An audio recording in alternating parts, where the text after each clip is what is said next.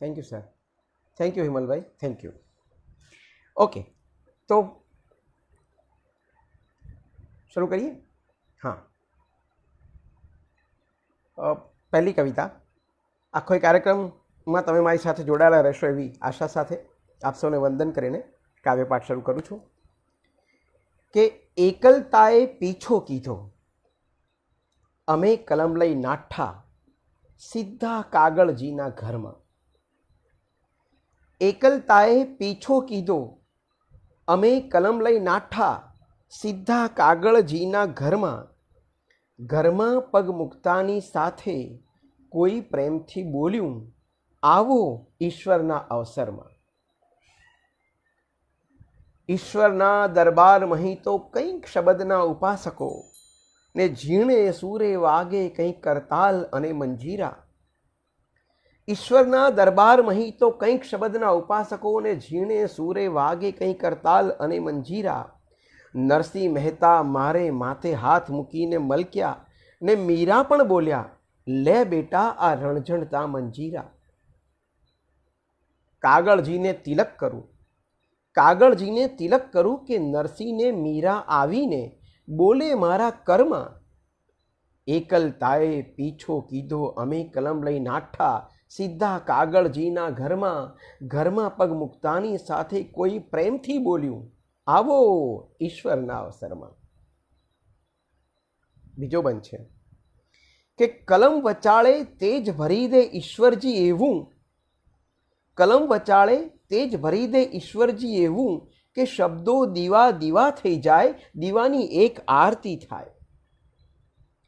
કલમ વચાળે તેજ ભરી દે ઈશ્વરજી એવું કે શબ્દો દીવા દીવા થઈ જાય, દીવાની એક આરતી થાય. ને લોક કવિતા સાંભળવા આવે છે ખાલી બહાના, એ તો કવિ કરે છે આરતી એની આશકા લેવા જાય. કપૂર જેવું કશું સુગંધી પ્રગટે, કપૂર જેવું કશું સુગંધી પ્રગટે ને કંઈ જાય પ્રસરતું આખા સચરાચરમાં. એકલતાએ પીછો કીધો, અમે કલમ લઈ નાઠા સીધા કાગળજીના ઘરમાં. ઘરમાં પગ મૂકતાની સાથે કોઈ પ્રેમથી બોલ્યું, આવો ઈશ્વરના અવસરમાં. આ અવસરમાં આપ સૌ આવ્યા છો. આ અવસરમાં બધા કવિઓ પર ઈશ્વરની એવી કૃપા હોય છે કે ક્યારેક ક્યારેક બધા અહીં પધારે છે અને પછી ઈશ્વરની કૃપાથી કશુંક સુંદર લખાતું હોય છે. પણ આ લખાતું હોય છે એ વિશે કદીક આપણને શંકા પડે કે આ બધું શું પ્રવૃત્તિ ચાલે છે. એ વિશેની એક નાનકડી રચના છે. બીજી રચના છે કવિતા વિશેની જ છે કે ફરી આંખ કાં સજલ, ફરી આંખ કાં સજલ, ગીત લખું કે ગઝલ. ફરી આંખ કાં સજલ, ગીત લખું કે ગઝલ. કોણ ફરી આવીને ઊભું બંધ કલમની દ્વારે, કોણ ફરી આવીને ઊભું બંધ કલમની દ્વારે. જીવ પૂછે છે અડધી રાતે કોણ હશે અત્યારે. કોણ ફરી આવીને ઊભું બંધ કલમની દ્વારે. જીવ પૂછે છે અડધી રાતે કોણ હશે અત્યારે. આ કોણ કાપતું મજલ, ગીત લખું કે ગઝલ. ફરી આંખ કાં સજલ, ગીત લખું કે ગઝલ. કોણ ફરી પગલીઓ પાડે કાગળના આંગણમાં, કોણ ફરી પગલીઓ પાડે કાગળના આંગણમાં. નક્કી કોઈ હશે પ્રગટતું કવિ નામના જળમાં. નક્કી કોઈ હશે પ્રગટતું કવિ નામના જળમાં. તો આ કોણ આટલું સરળ, ગીત લખું કે ગઝલ. ફરી આંખ કાં સજલ. એ છેલ્લો બંધ છે. હું જ લખું છું એ વિશે તો મને પડતો શક, હું જ લખું છું એ વિશે તો મને પડતો શક. કોક લખાવી જાય છે ને માનું મારો હક. તો થશે કોક દી ટસલ, તો થશે કોક દી ટસલ. ગીત લખું કે ગઝલ. ફરી આંખ કાં સજલ, ગીત લખું કે ગઝલ. તો આ ગીતોની વાત છે. આપણે બધા જ પ્રેમ માર્ગીઓ પણ છીએ. જે વ્યક્તિએ જિંદગીમાં પ્રેમ ન કર્યો હોય એ માણસ સાહિત્ય, કવિતા, સંગીત પાસે કેવી રીતે જઈ શકે? તો પ્રેમની આ રચના જે મને બહુ જ ગમતું ગીત છે એ આ છે કે તમે કોઈ દિવસ પ્રેમમાં પડ્યા છો? તમે કોઈ દિવસ પ્રેમમાં પડ્યા છો? એકાદી મુઠ્ઠીનું અજવાળું આપવા આખી જિંદગી બળ્યા છો?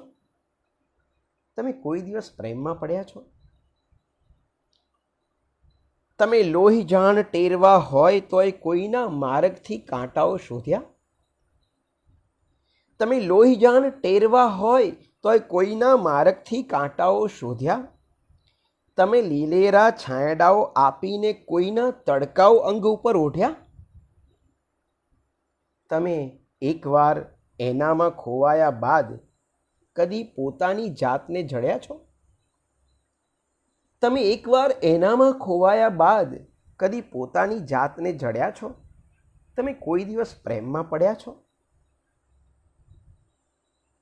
બીજો બનશે કે તમે કોઈની આંખોમાં વીજના કડાકાથી ખુદમાં વરસાદ થતો જોયો?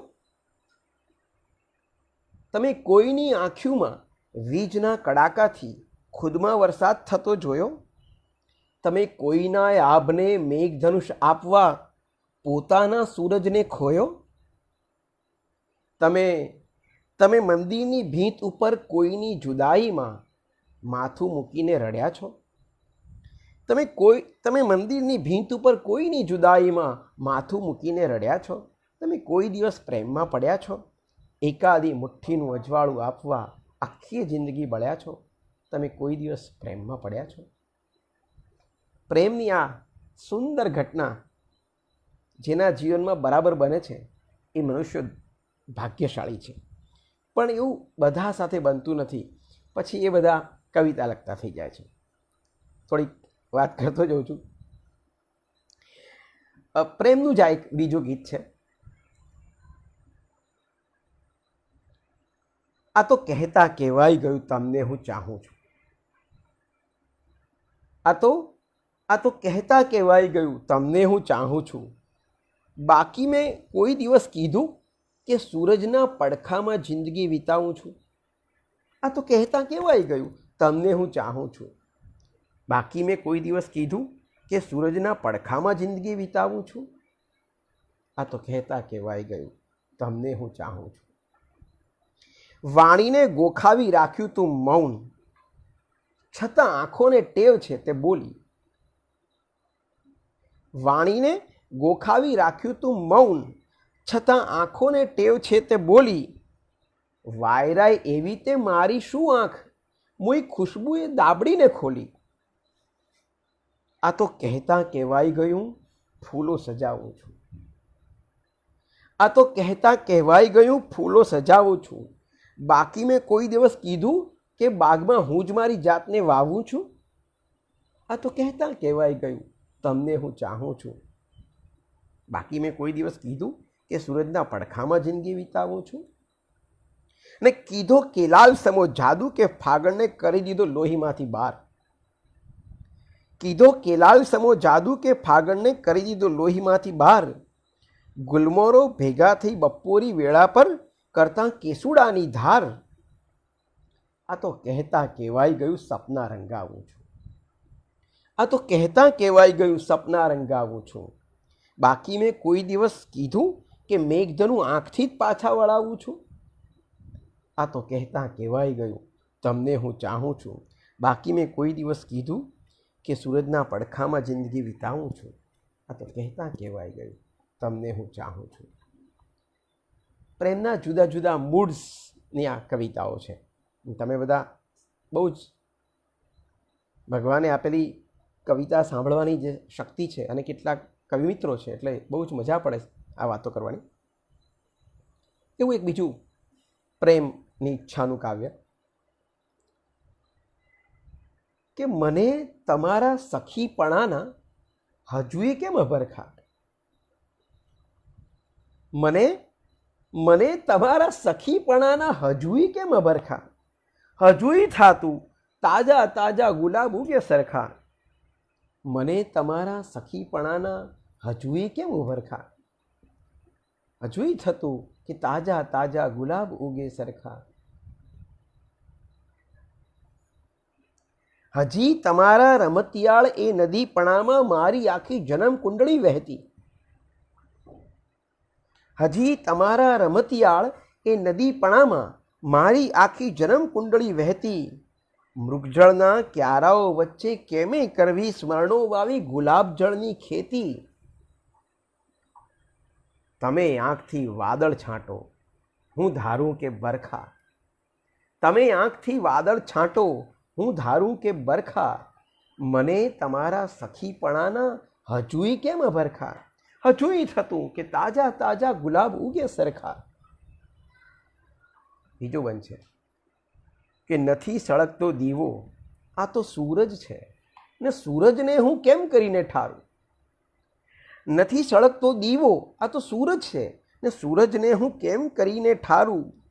કેટ કેટલી માછલીઓ તરફડતી જીવે, આંખ વચાળે દરિયાથી એ ખારું. તો તમે બનો મંદિર, તમે બનો મંદિર, અહમના કાઢું હુંય પગરખાં. મને તમારા સખીપણાના હજુય કેમ અભરખા? હજુય થતું કે તાજા તાજા ગુલાબ ઉગે સરખા. મને તમારા સખીપણાના હજુય કેમ અભરખા? પ્રેમનું આ ચોથું કાવ્ય સાંભળો. પ્રેમની ભાષામાં આ લખાયેલી કવિતાઓ છે. મુંબઈમાં તો રહેવાના પણ પ્રશ્નો હોય છે કે ભાઈ ક્યાં રહેવું. જ્યારે શરૂઆતમાં હું આવ્યો ત્યારે તો જગ્યા પણ નહોતી. ત્યારે આ ગીત લખેલું કે ખોટું ના લાગે તો વાત એક કહું. ગીત સાંભળજો. ખોટું ના લાગે તો વાત એક કહું. હું થોડા દિવસ હવે તારામાં રહું. ખોટું ના લાગે તો વાત એક કહું. હું થોડા દિવસ હવે તારામાં રહું. આંગળીએ પાંસળીએ એકલતા જામી. આંગળીએ પાંસળીએ એકલતા જામી. વૈદો કહે છે કે હૂંફની છે ખામી.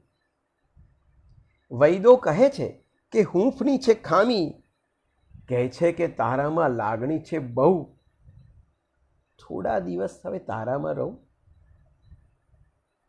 એ રોજ એક ઈચ્છા જો સામે મળે છે, રોજ એક ઈચ્છા જો સામે મળે છે ને રોજ મને પૂછે કે કેમ ટળવળે છે. રોજ એક ઈચ્છા જો સામે મળે છે ને રોજ મને પૂછે કે કેમ ટળવળે છે. સાચો જવાબ એને દઉં કે ન દઉં? હું થોડા દિવસ હવે તારામાં રહું. રસ્તામાં પાથરેલ કાંટા જો મળશે, રસ્તામાં પાથરેલ કાંટા જો મળશે, મારી હથેળી પછી પગતારો પડશે. રસ્તામાં પાથરેલ કાંટા જો મળશે, મારી હથેળી પછી પગતારો પડશે. અરે તારામાં તારાથી આગળ નહીં જઉં. થોડા દિવસ હવે તારામાં રહું. છેલ્લું બંધ છે. કેણ મને મોસમનું ભાવતું નથી. કેણ મને મોસમનું ભાવતું નથી. મને સાચકલે મારામાં ફાવતું નથી. કેણ મને મોસમનું ભાવતું નથી. મને સાચકલે મારામાં ફાવતું નથી. આંખોમાં રાખશે તો કાજળ હું થઉં. થોડા દિવસ હવે તારામાં રહું. ખોટું ના લાગે તો વાત એક કહું. થોડા દિવસ હવે તારામાં રહું. પ્રેમ ભાવને લગતા લગતા આપણે પહોંચીએ છીએ એક એવી છોકરી પાસે જેનું લગ્ન થયું છે અને લગ્ન થઈને ઘરે આવી છે છોકરી. તમને તો ખબર જ છે, આપણે ત્યાં હિન્દુસ્તાનમાં વહુ આવે એટલે એની પહેલી તો રસોઈ પરીક્ષા થાય છે કે વહુને કહો કે રાંધે, અને છોકરી રસોડામાં જાય છે. તો આ રસોઈ કરતી નવવધુની પરીક્ષાનું નાનકડું ગીત છે, તે સંભળાવું છું. નવવધુની રસોઈ પરીક્ષા. બાસમતી ચોખાની મીઠી સુગંધ સમૂહ ફરતું રસોડામાં કોઈ. બાસમતી ચોખાની મીઠી સુગંધ સમૂહ ફરતું રસોડામાં કોઈ. કુકરની સીટીમાં વાલની સિસોટીને સાંભળીને શરમાતું કોઈ, બાસમતી ચોખાની મીઠી સુગંધ સમૂહ ફરતું રસોડામાં કોઈ, કુકરની સીટીમાં વાલની સિસોટીને સાંભળીને શરમાતું કોઈ, ચાંદનીને રેડીને લોટ કોઈ બાંધે ને થાળીમાં અજવાળું થાય, ચાંદનીને રેડીને લોટ કોઈ બાંધે ને થાળીમાં અજવાળું થાય, ઓરસીએ રોટલીની જગ્યાએ પૂનમનો આખોય ચંદ્રમાં વણાય, દાજીના જાય ચૂલે એકે સંબંધ, દાજીના જાય ચૂલે એકે સંબંધ, એમ પળપળને સાચવતું કોઈ, બાસમતી ચોખાની મીઠી સુગંધ સમૂહ ફરતું રસોડામાં કોઈ, આખું આકાશ જાણે જમવા પધારવાનું, હૈયામાં એવો તહેવાર, આખું આકાશ જાણે જમવા પધારવાનું, હૈયામાં એવો તહેવાર, હિંગની સુગંધમાં ઈચ્છા ઉમેરીને છીંક બંધ થાતો વઘાર, જીવતરની મોસમને ભાણામાં પીરસીને, જીવતરની મોસમને ભાણામાં પીરસીને અંદરથી ગભરાતો કોઈ, બાસમતી ચોખાની મીઠી સુગંધ સમૂહ ફરતું રસોડામાં કોઈ, કુકરની સીટીમાં વાલની સિસોટીને સાંભળીને શરમાતું કોઈ, કુકરની સીટીમાં વાલની સિસોટીને સાંભળીને શરમાતું કોઈ.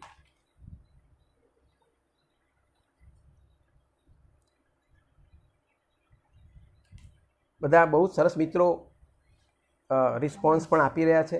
આ જે લોકો મને અત્યારે સરસ કવિતામાં એન્જોય કરે છે એમનો રિસ્પોન્સ આપે છે, ફરીથી એકવાર સૌનો આભાર માનું છું. બધાના નામ મારી સામે આવે છે. પુનઃ એકવાર વંદન કરું છું. તમે જોડાયેલા રહો, ખૂબ ગમે છે. ગઝલ ના એક બે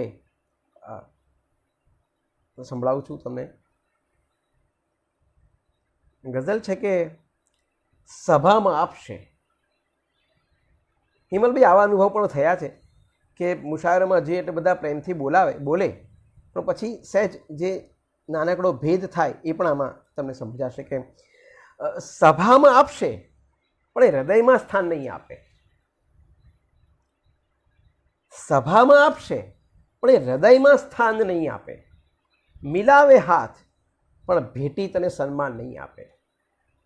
સભામાં આપશે પણ એ હૃદયમાં સ્થાન નહીં આપે. મિલાવે હાથ પણ ભેટી તને સન્માન નહીં આપે. અને શેર છે કે પૂજા તારી થશે કા રામ અડશે એ જ ચિંતાથી.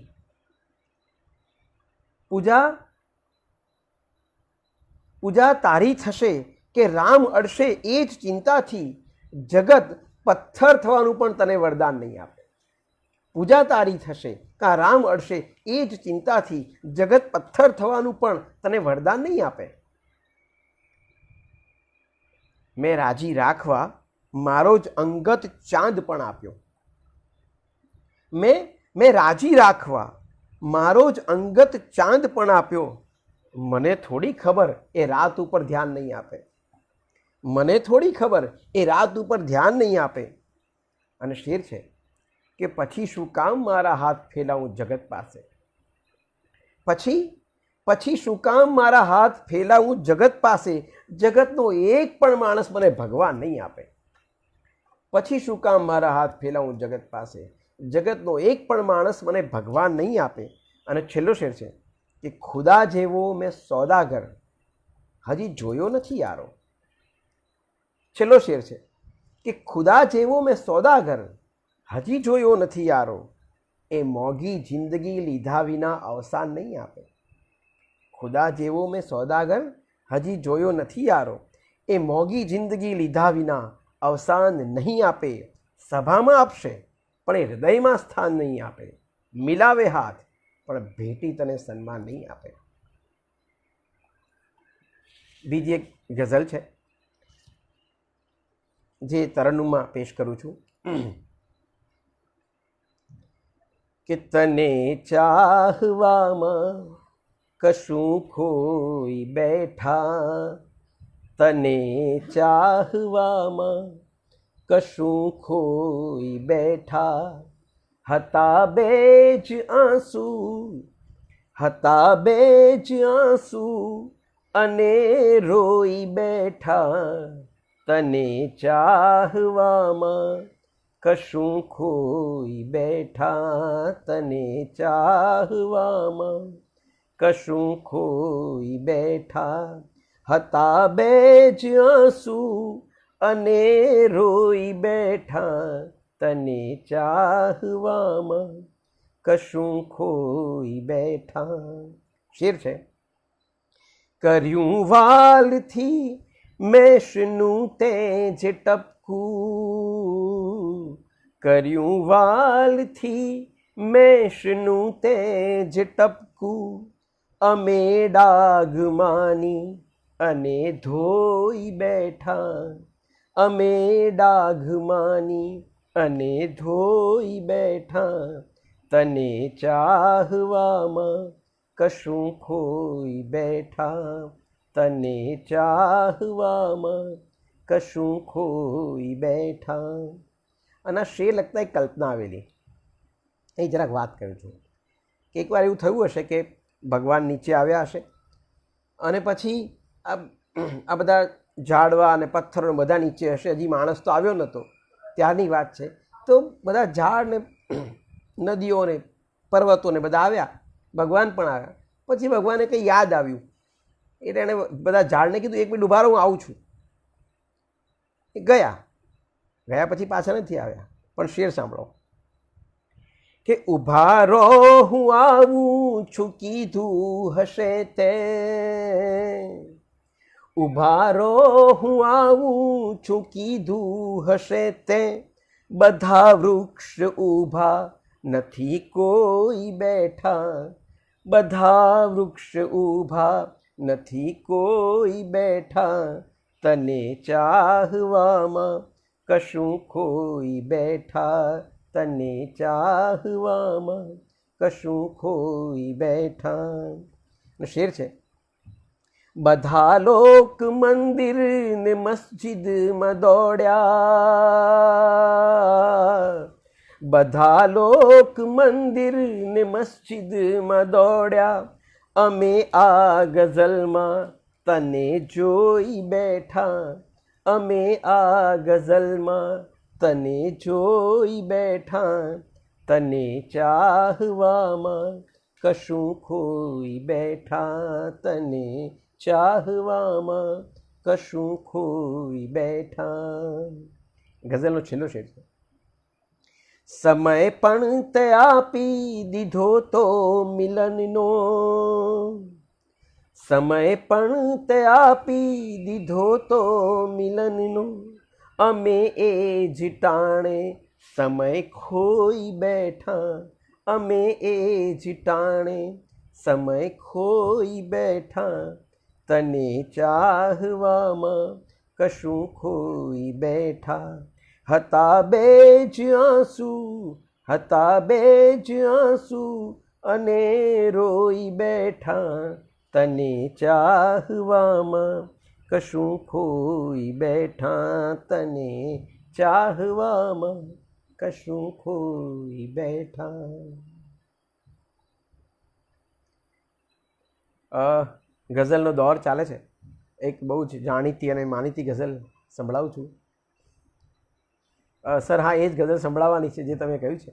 અત્યારે પણ લિસ્ટમાં પણ અને ક્રમમાં પણ એ જ ગઝલ છે કે પાન ખરોમાં પાન ખરે ને ઝાડનો આખો વાન ખરે ને ત્યારે સાલું લાગી આવે. પાન ખરોમાં પાન ખરે ને ઝાડનો આખો વાન ખરે ને ત્યારે સાલું લાગી આવે. જંગલને બાજીને બેઠું વહાલકડું એકાંત ખરે ને ત્યારે સાલું લાગી આવે. વર્ષોથી પર્વત ચડનારા માણસની ચારે બાજુ હો ખાઈ ખાઈને ઊંડી ખીણો. વર્ષોથી પર્વત ચડનારા માણસની ચારે બાજુ હો ખાઈ ખાઈને ઊંડી ખીણો. એક જ ડગલું બાકી હો ને અંતે એનું ધ્યાન ચડે ને ત્યારે સાલું લાગી આવે. એક જ ડગલું બાકી હો ને અંતે એનું ધ્યાન ચડે ને ત્યારે સાલું લાગી આવે. અને સામેની ફૂટપાથ ઉપર સૂતા હો બાળક ભૂખ્યા પેટે આંસુ પીને ઊના શ્વાસે. સામેની ફૂટપાથ ઉપર સૂતા હો બાળક ભૂખ્યા પેટે આંસુ પીને ઊના શ્વાસે. ને સામેની ફૂટપાથે કોઈ હોટલ આલીશાન મળે ને ત્યારે સાલું લાગી આવે. સામેની ફૂટપાથે કોઈ હોટલ આલીશાન મળે ને ત્યારે સાલું લાગી આવે. અને અંતિમ શેર છે, તમે હો મુશ્તાક તમારી તલવારો પર. તમે હો મુશ્તાક તમારી તલવારો પર, દુશ્મનને પડકારી લાવો રણની વચ્ચે. તમે હો મુશ્તાક તમારી તલવારો પર, દુશ્મનને પડકારી લાવો રણની વચ્ચે. હાથ જરા સરકાવો પાછળ ને સાવજ ખાલી મ્યાન મળે ને ત્યારે સાલું લાગી આવે.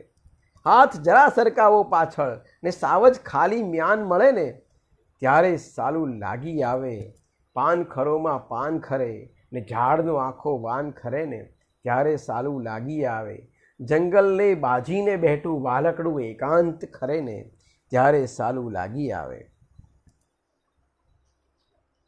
બધા બહુ જ પ્રેમાળ મિત્રોનો સરસ પ્રતિસાદ મળી રહ્યો છે. પુનઃ એકવાર આપ સૌને વંદન, આભાર માનું છું. આ બધા જ લોકોનો અભિપ્રાય મારા માટે અને એમના આશીર્વાદ મારા માટે બહુ જ કામના અગત્યના છે અને એ જ લખવાની પ્રેરણા પણ આપી રહ્યા છે અને આપવાના છે. જીવન વિશેની એક વ્યાખ્યાનું નાનકડી રચના કરેલી એ હું સંભળાવું છું, કારણ કે બહુ જ પરિપક્વ લોકો સાંભળી રહ્યા છે. તો શું છે આ જીવવું? સાંભળો. જીવવું એટલે સૂરજ સામે ટગર ટગર જોવું ને ઝલમલ આભનું આથમી જાવું. જીવવું એટલે સૂરજ સામે ટગર ટગર જોવું ને ઝલમલ આભનું આથમી જાવું. જીવવું એટલે ચંદાના ઝાંપે ઊભા રહી મલકો ત્યાં તો અમાસનું લહેરાવું. જીવવું એટલે ચંદાના ઝાંપે ઊભા રહી મલકો ત્યાં તો અમાસનું લહેરાવું. જીવવું એટલે પાઈ પાઈના હિસાબ વચ્ચે બેગ પાઈ ખોઈ નાખ્યાની ખુશી. જીવવું એટલે પાઈ પાઈના હિસાબ વચ્ચે બેગ પાઈ ખોઈ નાખ્યાની ખુશી. જીવવું એટલે દાદાજીના હોમકારમાં સાથ પુરાવે આકાશે સપ્તર્ષિ. જીવવું એટલે ચપટી રાખી ધૂળ વતનની ખિસ્સામાં ને દુનિયામાં ફેલાવું. જીવવું એટલે ચપટી રાખી ધૂળ વતનની ખિસ્સામાં ને દુનિયામાં ફેલાવું. જીવવું એટલે રેશન કાર્ડે નહીં મળેલી ખાંડનું પાછું પેશાબે દેખાવું. જીવવું એટલે રેશન કાર્ડે નહીં મળેલી ખાંડનું પાછું પેશાબે દેખાવું. જીવવું એટલે કોની કોની પાપણથી પછડાયા એનો દોર્યા કરવો નકશો. જીવવું એટલે કોની કોની પાપણથી પછડાયા એનો દોર્યા કરવો નકશો. જીવવું એટલે જીવી જવું કે મરી જવું ના પડી ગયેલા જાતમાં બબ્બે પક્ષો. જીવવું એટલે જીવી જવું કે મરી જવું ના પડી ગયેલા જાતમાં બબ્બે પક્ષો. જીવવું એટલે કોથમીરની જોડીમાંથી ડાળી ડાળી છૂટા પડતા જાવું. જીવવું એટલે કોથમીરની જોડીમાંથી ડાળી ડાળી છૂટા પડતા જાવું. જીવવું એટલે એ જ જોડીના દિવસો લીલા યાદ કરીને પીળ ચટુ રહેસાવું. જીવવું એટલે એ જ જોડીના દિવસો લીલા યાદ કરીને પીળ ચટુ રહેસાવું.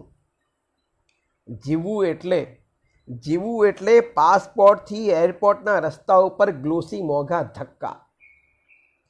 જીવવું એટલે પાસપોર્ટથી એરપોર્ટના રસ્તા ઉપર ગ્લોસી મોંઘા ધક્કા.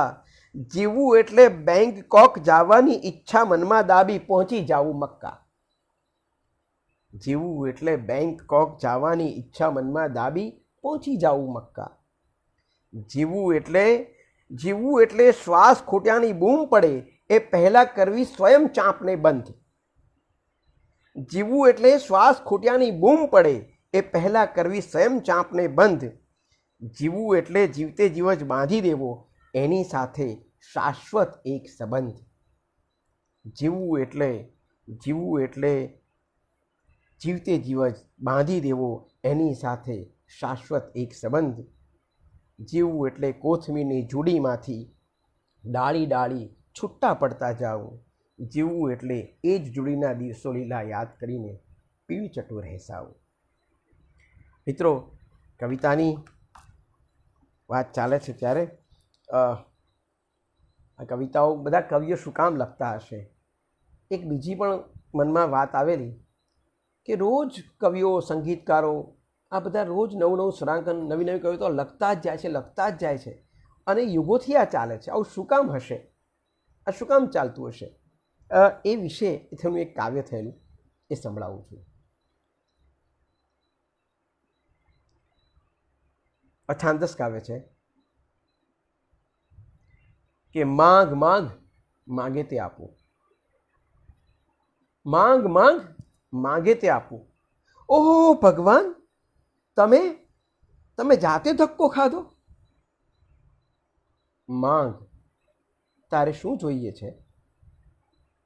છે પ્રભુ, છે મારી પાસે હોવો જોઈએ તે બધું જ. એમ? હા, કવિતાની રૂપ રૂપાળી સૃષ્ટિ, સપનાઓનું ફૂલ ગુલાબી જગત, છતાંય માંગ. હું કહું છું માંગ.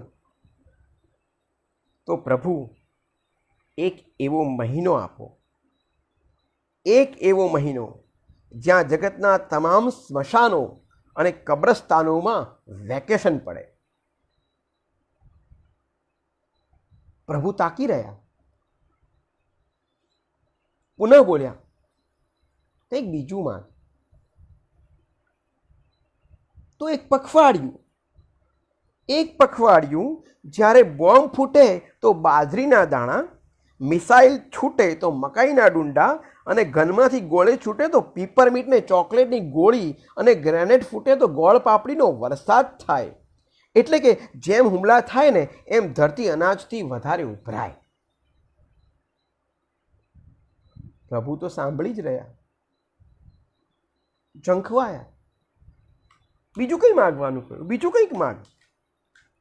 તો એક એવું અઠવાડિયું આપો ભગવાન કે ઘરે ઘરે ખોળાનું સામ્રાજ્ય હોય બાળકો માટે. વૃદ્ધાશ્રમોમાંથી દરેક વડીલ હસતા હસતા પોતાના ઘેર જાય. પ્રભુ તો મૌન રહ્યા. એના કરતા બીજું માંગ. તો એક દિવસ, પ્રભુ એક દિવસ એવો આપો જ્યારે સમગ્ર સૃષ્ટિની સ્ત્રીઓમાંથી કોઈએ ચીસ ના પાડવી પડે. પ્રભુ અચંબાથી જોતા રહ્યા. છેલ્લી વાર માગવાનું કહ્યું. મેં કહ્યું, ઉપરના વરદાન ફરી કોઈએ ક્યારેય ન માગવા પડે એવું વરદાન આપો. ભગવાનનું સ્મિત ઝાંખું થયું. પછી ભગવાન બોલ્યા, કવિ, હું એ માણસની લીલાઓથી થાકું છું ને, એટલે તો કવિઓ પાસે આવું છું, તારી પાસે આવું છું.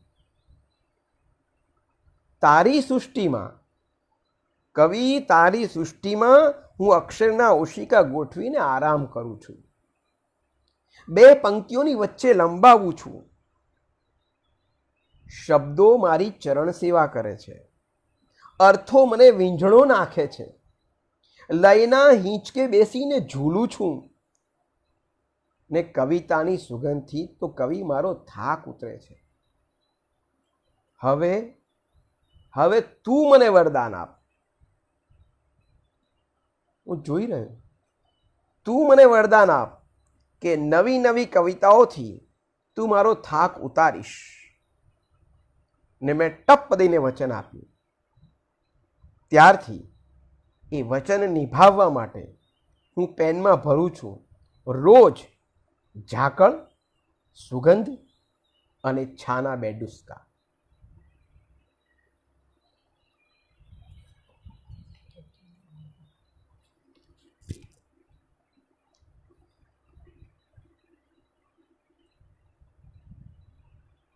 કવિતાની અને કવિઓની આ વાત છે. મને હંમેશા એવું લાગ્યું છે કે ઈશ્વરનો થાક ઉતારતા હોય તો આ જ બધા કલાકારો છે, જે કવિઓ છે, જે સંગીતકારો, સાહિત્યકારો, જે પણ જગતના કલાકારો છે, એના બધા ભાવકો જે ખરેખર ચાહે છે એ જ લોકોના કારણે ભગવાનનો થાક ઉતરે છે. આવું મને હંમેશા લાગ્યું છે.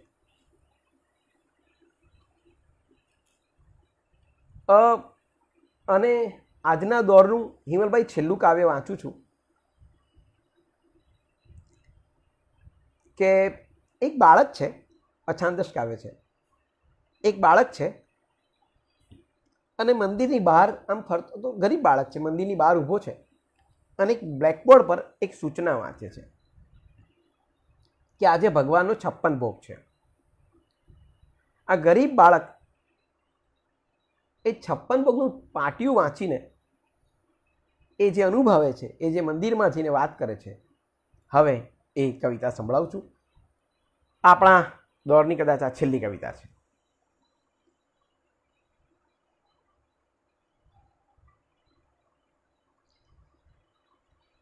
ઓલો બાળક કે છે, અને આ સાબરકાંઠાની ભાષા, આપણી ઉત્તર ગુજરાતની ભાષામાં આ લખાયેલું કાવ્ય છે કે બાળ કાળા પાટીએ લખ્યું છે તે સાચું? તમે જાતે લખ્યું છે કે કોક પાસે લખાયું છે? તમે લખ્યું હોય તો હું પાછો જઈને વાંચું.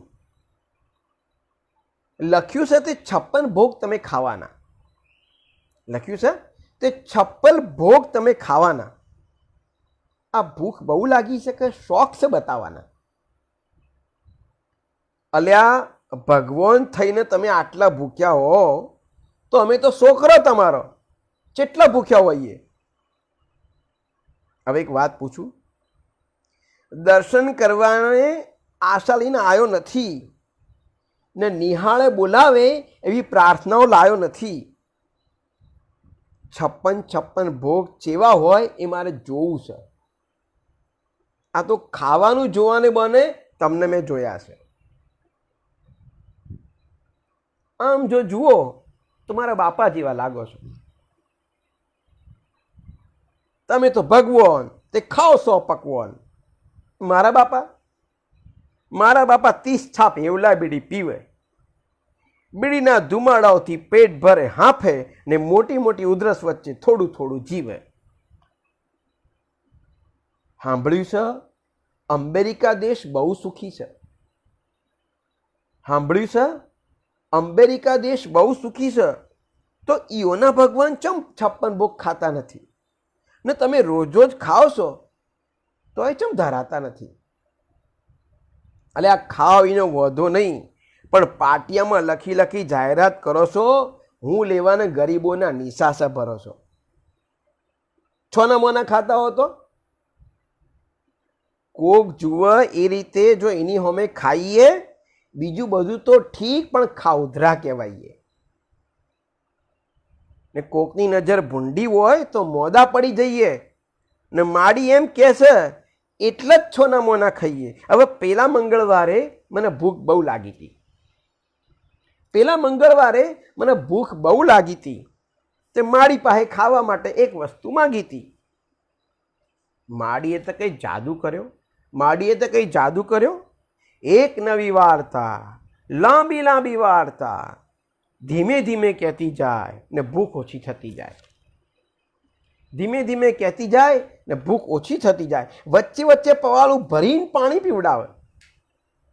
ભૂખ્યું પેટ હોય તો એ માડી પાસે ઊંઘ આવે. માડી પાછી યાદ આવી તે આંખ જરા લૂછી લઉં. ને ખોટું ના લાગે તો હજી એક વાત પૂછી લઉં. આ તમે બધું ખાવાના કે થોડું બાકી રાખશો? ને ખાધા પછી મજા પડે એવી વસ્તુ ચાખશો?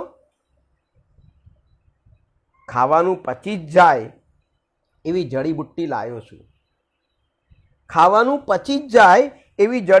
લાયો છું. બીજું તો હું ખિસ્સામાં જીરા ગોળી લાયો છું. 56 ભોગ ખાઈ ને નાની ગોળી ખાઈ લેજો. 56 ભોગ ખાઈ ને નાની ગોળી ખાઈ લેજો. ને બહુ અકળામણ થાય તો નદીએ જઈને નાહી લેજો. ફરી વાર કહું છું કે કોઈની સામે ખાતા નહીં. આટલું જો મારું મોનો તો તમારું શું જાય? કોઈની નજર ભૂંડી લાગે ને તમને ખાવાનું ટકે નહીં ને તમે જો મોદા પડો તો અમારું શું થાય? તો હંભરો, મંદિરેથી થાકો તો સંદેશો કેવડાવજો. મંદિરેથી થાકો તો સંદેશો કેવડાવજો, ને છાશ રોટલો ખાવા હોય તો ગોમને સેવાડે મારું ઘર સાથે આવજો.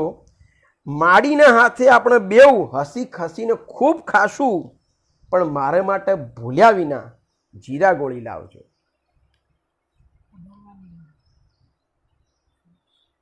મિત્રો, અહીં આપણે અટકીએ છીએ. અહીં હિમલભાઈ અહીંયા વાત પૂરી કરીએ છીએ. તો આ કાવ્ય વાંચનમાં ખૂબ બધા લોકોએ પ્રેમ આશીર્વાદ વરસાવ્યા છે, એટલે બધાનો આભાર માનું છું અને ઈચ્છા રાખું છું કે આપને આનંદ આવ્યો હશે. કાવ્ય પાઠ કરવાનો મને તો ખૂબ આનંદ આવ્યો જ છે. આવો જ પ્રેમ તમારો બધાનો અમારા બધા કવિઓ પર વરસતો રહે, આપણું સાહિત્ય લીલુંછમ રહે, આપણે સૌ આ વિશ્વની મહામારીમાંથી બહુ ઝડપથી બહાર આવીએ અને બહુ સ્વસ્થ રીતે બહાર આવીએ એવી ભગવાને પ્રાર્થના કરીને આપ સૌને પુનઃ વંદન કરીને આપ સૌનો પુનઃ આભાર માનીને અહીંયા વિરમું છું. ખૂબ આભાર. Thank you very much. ભગવાન સૌનું ભલું કરે. ઓમ શાંતિ.